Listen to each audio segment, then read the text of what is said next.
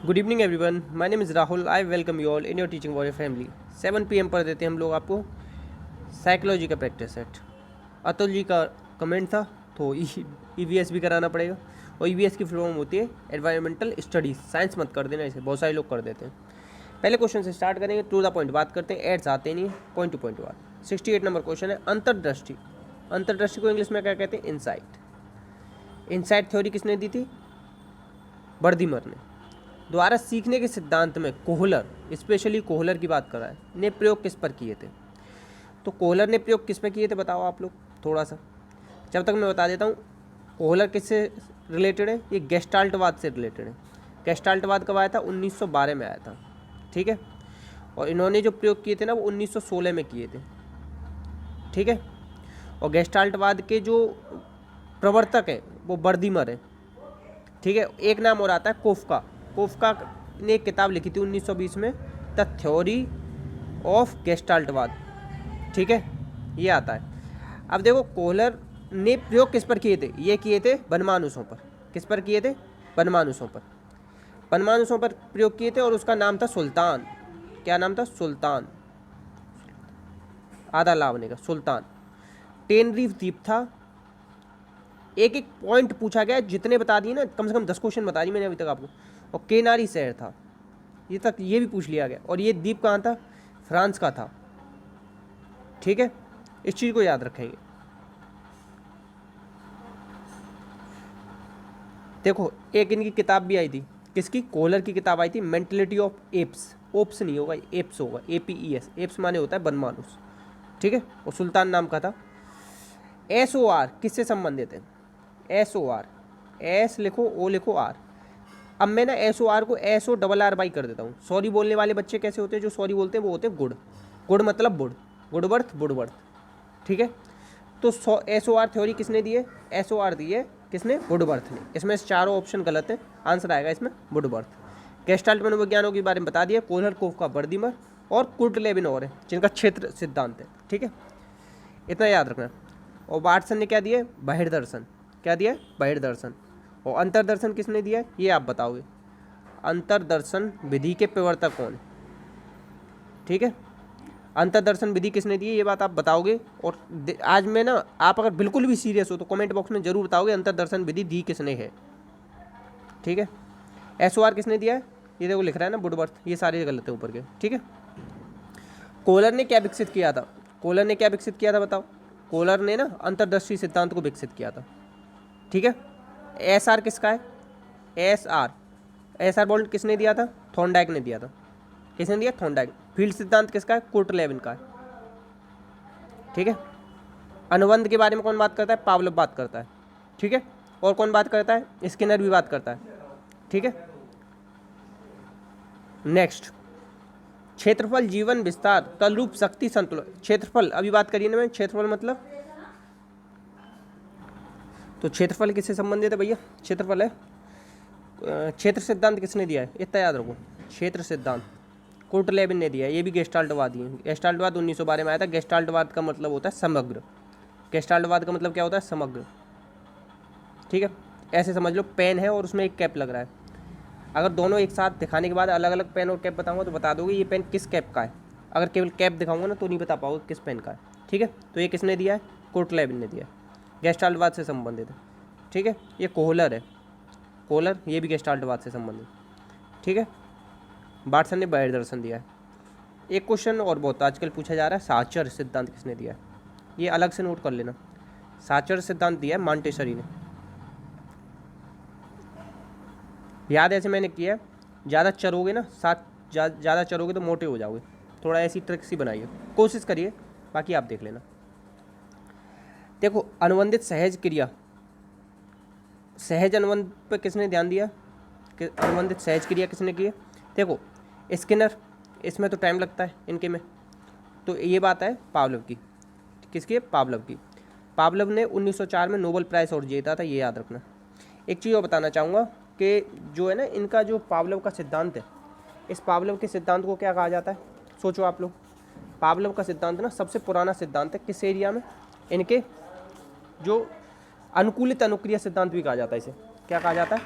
अनुकूलित अनुक्रिया सिद्धांत। इंग्लिश में क्लासिकल कंडीशनिंग थ्योरी कहा जाता है। कब आया था? 1904 में। इनको बता ही दिया है मैंने। कौन थे? व्यवहारवादी थे, व्यवहारवादी। शास्त्रीय अनुबंधन सिद्धांत भी कहते हैं। क्लासिकल कंडीशनिंग को हिंदी में क्या कहते हैं? शास्त्रीय अनुबंधन। कौन थे? ये बायोलॉजिस्ट थे, ये भी लिखो, ठीक है। व्यवहार पर बल देते थे। अनुबंध सहज क्रिया से होता है, इन्होंने कहा था। कैसे होता है अनुबंध? सहज क्रिया से। और इन्होंने एक ग्लैंड का ऑपरेशन किया था। कुत्ते की जो लार आ रही थी ना, वो किस ग्लैंड की वजह से आ रही थी? Parotid gland. इस ग्लैंड का भी नाम याद रख लेना, MP वर्ग 2 में पूछा गया, पैरोटिड ग्लैंड, ठीक है। और इन्होंने, बाटसन ने इन्हें समर्थन भी दिया था अपना। किसने समर्थन दिया था? बाटसन ने। और इनकी किताब है कंडीशनल, किताब का नाम क्या है? कंडीशनड रिफ्लेक्सेस, ठीक है। लेक्चर ऑन कंडीशनड रिफ्लेक्सेस, ये 2 किताब है, कंडीशनल रिफ्लेक्सेस और लेक्चर ऑन कंडीशनड रिफ्लेक्सेस, ठीक है। इतना याद रख लेना। बाकी ये शिक्षा जगत का पहला सिद्धांत है। ये क्या है? शिक्षा जगत का पहला सिद्धांत है, इसीलिए तो क्लासिकल कंडीशनिंग कहते हैं इसे। आंसर हो जाएगा सी। कुत्ते पर प्रयोग किया था, ये तो बताना ही भूल गया मैं, बता दिया। वैसे लार कुत्ते में से ही आती है ना। और पैरोटिड ग्लैंड, कौन सी ग्लैंड थी इनकी? पैरोटिड। ऐसे याद रखो, रोटी किसको डालते हैं? कुत्ते को, तो पैरोटिड ग्लैंड। इसमें से कौन सा सीखने का सिद्धांत नहीं है? सीखने का कौन सा सिद्धांत नहीं है? कोहलर ने जो दिया था उसमें तो सीखते हैं। टॉलमैन का चिन्ह सिद्धांत है। थॉर्नडाइक का है कौन सा? बहुखंड का सिद्धांत, मात्रा का सिद्धांत, ठीक है। तो मैस्लो का ना नीड थ्योरी है। क्या है? Need theory. 5 तरीके की नीड बताइए, तो यही नहीं होगा। आंसर देख लेते एक बार, सही है। मांग का सिद्धांत दिया था, अभिप्रेरणा की मांग का सिद्धांत, ठीक है। और ये कौन है? व्यवहारवादी है, थॉर्नडाइक। इन्होंने क्या दिया? प्रयास और त्रुटि, ट्रायल एंड एरर। ये बहुत ज़्यादा पूछा जाता है और एक क्वेश्चन बहुत आता है। इनके जो कौन है मुख्य सिद्धांत कितने? इन्होंने 3 दिए, तत्परता, अभ्यास, प्रभाव। इनमें सबसे ज़्यादा जो क्वेश्चन बनता है ना, वो तत्परता पे बनता है। जब तक आदमी तत्पर नहीं होगा तब तक आप उसे पढ़ा नहीं सकते। आप तत्पर नहीं होगे ना, तो मैं कितनी वीडियो बना लूँ, देखने ही नहीं आओगे, क्या फ़ायदा मिलेगा? कुछ नहीं मिलेगा।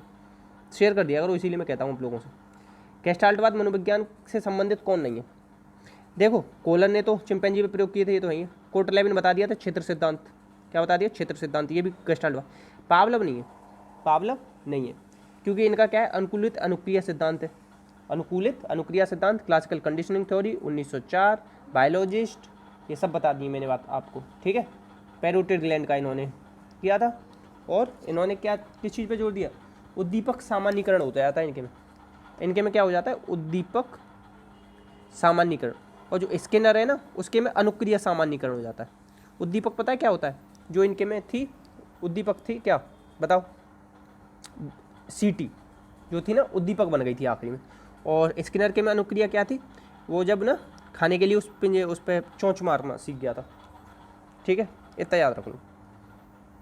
अंतर्दृष्टि द्वारा सीखने का सिद्धांत किसने प्रतिपादित किया? ये किसने किया था? ये गेस्टाल्टवाद उन्होंने किया था। किसने? गेस्टाल्टवाद। जीन पियाजे ने 4 अवस्थाएं दी हैं, संज्ञानवाद दिए, निर्मितवाद का समर्थन करते हैं। बच्चे को ना नन्ना वैज्ञानिक कहते हैं। और ये कहते हैं कि पहले थॉट आता है फिर लैंग्वेज आती है। और बाइगोत्स्की इनका उल्टा कहते हैं कि लैंग्वेज आती है फिर थॉट आता है। और लैंग्वेज के ऊपर सबसे ज़्यादा और काम किसने किया? ये किया चोम्स्की ने, ठीक है। इतना याद रख लें। पावलोव के बारे में बहुत ज़्यादा बता दिया आज मैंने। आंसर क्या हो जाएगा? ये कौन सा सीखने का नियम नहीं है? ऊपर ही बताए थे, थॉर्नडाइक ने दिए सीखने के नियम 3 दिए मेन, तत्परता, अभ्यास, प्रभाव। ये क्या है? उनका गौड़ नियम है। गौड़ नियम उनके कितने? 5। कितने गौड़ नियम? 5 गौड़ नियम दिए। और एक चीज़ याद रखना, 3 तरीके की बुद्धि बताइए, अमूर्त, सामाजिक, यांत्रिक। और यांत्रिक को ही क्या कहते हैं? मूर्त बुद्धि। 3 तरीके की बुद्धि बताइए इन्होंने, ठीक है। याद रखोगे? इतना याद रख लेना। और देखो, जो थॉर्नडाइक है ना, उनके सिद्धांत के नाम याद रख लो। संयोजनवाद का सिद्धांत, समान अवयव का सिद्धांत, और अधिगम का पहला सिद्धांत था ये। अधिगम का पहला सिद्धांत था ये। और मैंने थोड़ी देर पहले आपको क्या बताया था? शिक्षा जगत का पहला सिद्धांत कौन सा था? शिक्षा जगत का पहला सिद्धांत था आपका पावलोव वाला, ठीक है। और CABD टेस्ट किया था किसने? थॉर्नडाइक ने। और परमाणु सिद्धांत, उद्दीपक अनुक्रिया सिद्धांत, बुद्धि का बहुखंड सिद्धांत, ये सब किसके हैं? ये सब हैं आपके थॉर्नडाइक के। और role of reward and punishment पर भी काम किया इन्होंने। रिवॉर्ड और पनिशमेंट पर भी काम किया। बुक आई थी इनकी 1898 में, एनिमल इंटेलिजेंस। और समान तत्वों का सिद्धांत इन्हीं का है, ठीक है। ये सब इन्हीं के हैं, याद रख लोगे, ठीक है। अच्छी लग रही हो, इतने सारे फैक्ट जान के मज़ा आ रहा हो ना, सारा रिवीजन हो जा रहा हो, तो प्लीज़ वीडियो को लाइक कर देना, दोस्तों में शेयर कर देना। यदि शिक्षार्थी पाठ के दौरान लगातार गलतियां करता है तो शिक्षक को क्या करता है? एक बच्चा है, आप पढ़ा रहे हो क्लास में, ये सोचो गलती कर रहा है, क्या करोगे? गलतियां करने वाले विद्यार्थियों की पहचान करनी चाहिए। प्राचार्य, कभी भी कोई भी गलती करने बच्चा तो कभी प्राचार्य के पास नहीं ले जाएंगे, खुद तुम किस लिए अपॉइंट किए गए हो। गलतियां करने वाले शिक्षक को अच्छा से बाहर कर दो। अच्छा, बच्चे की गलती ना ये बताती है कि वो कैसे सीख रहे हैं, ये चीज़ याद रखें। पाठ को कुछ समय के बाद के लिए छोड़ देना चाहिए और वापस गलत। क्या पता क्या करना चाहिए, अगर कोई गलती करे तो बैठने की जो व्यवस्था है ना उसे चेंज करो, आगे बैठाओ, या अगर वो आगे बैठ रहा है तो थोड़ा बीच में बैठाओ, और कार्य को चेंज करो, समय प्रणाली को चेंज करो, और जो पढ़ा रहे हो ना उसके तरीके को चेंज करो, और शिक्षा की विधि को चेंज करो, इन सब चीज़ों को चेंज करो। तो क्या करना चाहिए? ए। आंसर हो जाएगा आपका ए। नेक्स्ट क्वेश्चन है आपका, विद्यार्थियों के सीखने में रिक्तियाँ।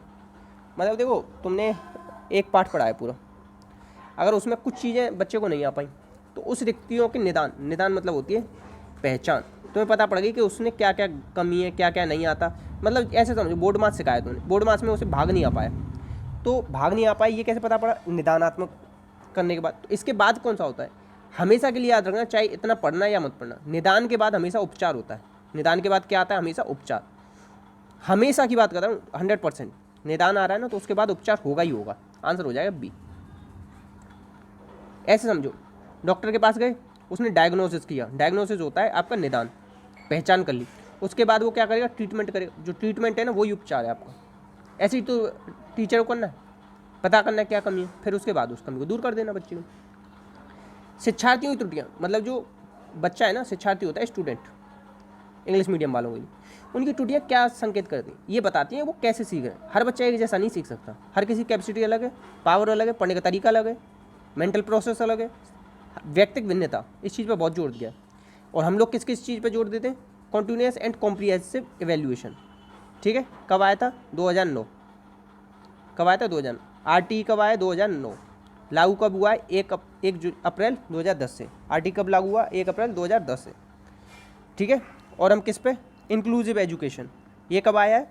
ये भी 2009। इन तीनों चीज़ों को ध्यान रख लेना थोड़ा, और पढ़ना चाहो ना तो एक बार NCF 2005 पढ़ लेना। ठीक है, चलो अब EVS कराता हूँ मैं आपको। ठीक है, देखो कल मैंने ये क्वेश्चन आपको करा दिया था EVS का। धातु में प्रस्तर किसके होते हैं? ये ना किसके होते हैं बताओ? अयस्क होते हैं। क्या होते हैं? ये करा दिया था। इसे नेक्स्ट क्वेश्चन से स्टार्ट करते हैं। पेड़ पौधे प्रदूषण को घटाते हैं क्योंकि वे अपशोषण किसका करते हैं? क्योंकि वे अपशोषण कर लेते हैं कार्बन डाइऑक्साइड। कार्बन डाइऑक्साइड हम लोग छोड़ते हैं। कितनी होती है? 0.004 इतनी % होती है। ठीक है, याद रखना। नेक्स्ट है, भूकंप किस में मापा जाता है? भूकंप नापा जाता है किस में? रिएक्टर पैमाने पर। ठीक है, और डेसिबल किससे, रिएक्टर पैमाने पर मापा जाता है, इतना याद। और डेसिबल किससे? ध्वनि। किससे रिलेटेड? ध्वनि इधर आएगा। ठीक है, इतना याद रख लेना। और ये सिस्मोग्राफ लगा रहता है इसमें। महासागरों में जल की वृद्धि, कितने ओशियन है आपके? 5। याद करने की ट्रिक क्या है? PAISA। सबसे बड़ा क्या है? पैसिफिक, अटलांटिक, इंडियन, साउथर्न और आर्कटिक ओशियन। 5 ओशियन है आपके। और इसमें वृद्धि कैसे हो रही है इनके जल में? क्योंकि जो ध्रुवीय प्रदेश है ना, जहाँ जो बर्फ़ जमी हुई है ना ध्रुवों पर, नॉर्थ पोल और साउथ पोल पर, वो पिघलेगी तो पानी कहाँ आएगा उसका? महासागरों में आएगा। आंसर हो जाएगा बी। और क्यों पिघल रही है वो? ग्रीन हाउस इफेक्ट के कारण। ग्रीन हाउस इफेक्ट से रिलेटेड कौन सा प्रोटोकॉल है? Kyoto protocol. कब हुआ था? 1997 में हुआ था। ठीक है, लागू कब हुआ है? 2005 में लागू हुआ है। ठीक है, याद रख लेना। इसमें से कौन सा हानिकारक सल्फर मिश्रित गैस है? हानिकारक कौन सी है सबसे ज़्यादा? SO2। क्या है? SO2 प्लस और N2O। ये दोनों किस में काम आती हैं? ये दोनों ना अम्ल वर्षा कराती हैं। अम्ल वर्षा। कभी बड़े बूढ़ों को सुना है कि पहली बारिश है? ये कैसी बारिश है? पहली बारिश, इसमें मत नहाओ। पहली वर्षा में नहाने के लिए क्यों मना करते हैं? क्योंकि ये जो इसकी परत ना SO2 और N2O की परत जम जाती है बादलों पर, तो वो ना नीचे आती है पहली बार में। तो पहली बार में ये क्या, जलने लग जाएगा तुम्हारा शरीर। इसीलिए कहा जाता है जो पहली बारिश का पानी हो ना, उसे ना बैटरी में डाल देना, काम अच्छा करेगा। इसीलिए उसमें नहाते नहीं है। ठीक है, इस चीज़ को भी याद रखो, साइंटिफिक फैक्ट है सब कुछ। वायु प्रदूषण को कम किससे किया जाता है? कैसे कम हो सकता है? मछली द्वारा? गलत। जंतुओं द्वारा? गलत। सूर्य का प्रकाश? गलत। वृक्षों द्वारा किया जा सकता है वायु प्रदूषण कम। और एक याद कर लो, सीता अशोक के पेड़ ना रोड के आसपास लगाए जाते हैं, जिससे कि ये ध्वनि को ना कम कर दे, ध्वनि प्रदूषण को कम करते हैं। ध्वनि प्रदूषण हो रहा हो ना, ये लगा देना, कम हो जाएगा। और सूर्य का प्रकाश क्या है, ये ना किसका स्रोत है बताओ, एकमात्र जो जितनी भी ऊर्जा का स्रोत यही है, ठीक है, जिससे कि ऐसा स्रोत जिसकी ऊर्जा खत्म ही नहीं हो रही। और ये किस पे काम करता है, ये करता है संलयन पर, ठीक है। जो हाइड्रोजन बम होते हैं ना, वो सब भी संलयन पर काम करते हैं। विश्व पर्यावरण दिवस कब मनाया जाता है, 5 जून को, हर किसी को पता होगा ये तो। सूर्य से आने वाली किरणों को से कौन सुरक्षित रखता है बताओ। सबसे नीचे क्या होता है, क्षोभ मंडल। कौन सा, क्षोभ मंडल। उससे ऊपर होता है समताप मंडल। समताप मंडल में क्या पाई जाती है, ओजोन। क्या पाई जाती है, ओजोन, ठीक है। ये होता है 0 से 18, 18 से 50। और ओजोन का जो स्तर होता है ना, वो ऐसे याद रखना, 12 से 30 इतने किलोमीटर पर ओजोन पाई जाएगी, ठीक है। और 165 मीटर पर 1 डिग्री सेंटीग्रेड तापमान कम हो जाता है, इस तरीके से भी याद रखना। सबसे ठंडी परत कौन सी होती है, मध्य मंडल, ठीक है।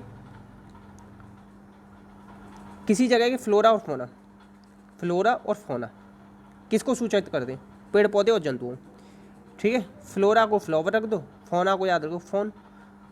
फोन का यूज कौन कर सकता है, पेड़ पौधे कर सकते हैं, नहीं, पेड़ पौधे नहीं कर सकते, जंतु कर सकते हैं। गाय भैंसों की बात करा दो एक दूसरे, पेड़ पौधे तो करेंगे नहीं, ठीक है।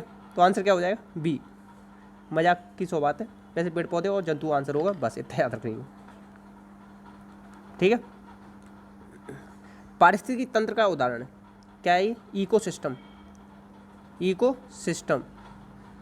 कहते हैं पारिस्थितिकी। किसने दिया था, A.G. टांसले। कब दिया था, 1935। एक है इकोलॉजी, ये किसने दिया था, अर्नेस्ट हैकल। कब दिया था, 1869। सब डेट हर एक जितना बता रहा हूँ सब आया हुआ है, सच बता रहा हूँ, एक भी एक्स्ट्रा नहीं बता। तालाब ना, पारिस्थितिकी तंत्र का उदाहरण। तालाब में क्या होता है, आपकी मछली होती हैं, फिर वो कुछ खाती हैं, और इन मछलियों को बड़ी मछली खाती है, ठीक है। और तालाब का पिरामिड क्या बनता है, उल्टा बनता है। ये भी बहुत क्वेश्चन आया, सीधा बनता है, उल्टा बनता है ये, ठीक है। तालाब में पिरामिड कैसा बनता है, उल्टा।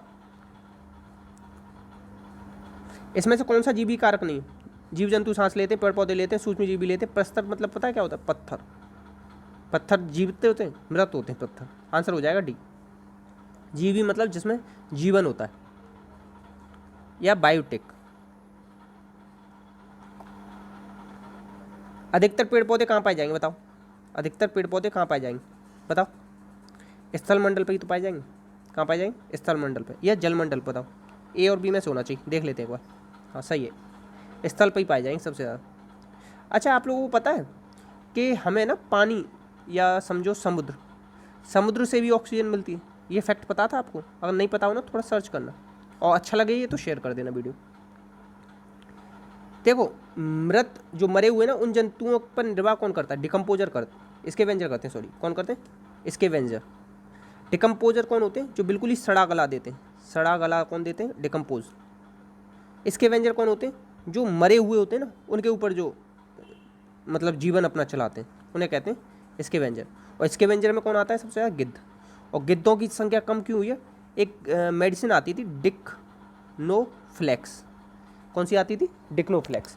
तो क्या होता था, हम ना जो अपनी भैंस वगैरह हैं, इनमें ये इंजेक्शन लगा देते थे डिक्नोफ्लेक्स का। तो ये ना इसी मरी हुई भैंस को खा लेगा गिद्ध, तो क्या होगा, इसको नुकसान कर जाएगा, इसीलिए ना इनकी जनसंख्या कम हो गई। तो क्या रीज़न था, डिक्नोफ्लेक्स। ये बहुत ज़्यादा बार क्वेश्चन आया है कि डिक्नोफ्लेक्स की वजह से गिद्धों की संख्या कम हो गई है बहुत ज़्यादा, ठीक है। तो आज के लिए इसका यूज़ करना बंद कर दिया हमने डिक्नोफ्लेक्स का। CNG का फुल फॉर्म क्या होता है, कंप्रेस्ड नेचुरल गैस। कौन सा होगा, कंप्रेस्ड नेचुरल गैस। आंसर हो जाएगा ए। तो अतुल जी, आपके कहने पर EVS कराइए। अगर आज सपोर्ट मिला ना थोड़ा इस वीडियो, 10-15 लोग देख रहे हैं, कम से कम 50 लोग देखेंगे, इस वीडियो की सीरीज को कंटिन्यू करेंगे, ठीक है। अपना और अपनों का ख्याल रखना। एक क्वेश्चन चलो मैं पूछ लेता हूँ आपसे, EVS में आपसे क्वेश्चन है, देखो, एक होता है जल दिवस, एक होता है जल संरक्षण दिवस। जल संरक्षण दिवस ये अभी मनाया है, इसी महीने में मनाते हैं जल संरक्षण दिवस, मार्च में मनाते हैं जल दिवस। तो इन दोनों की डेट बताना कब मनाते हैं, ठीक है। और एक वो अंतर्दर्शन पूछा ही था मैंने, वो विधि किसने दी, वो वाला बताओगे आप। 2 क्वेश्चन 3 क्वेश्चन है आपके लिए। बाकी अपना और अपनों का ध्यान रखना, वीडियो को शेयर करना। जय हिंद, जय भारत।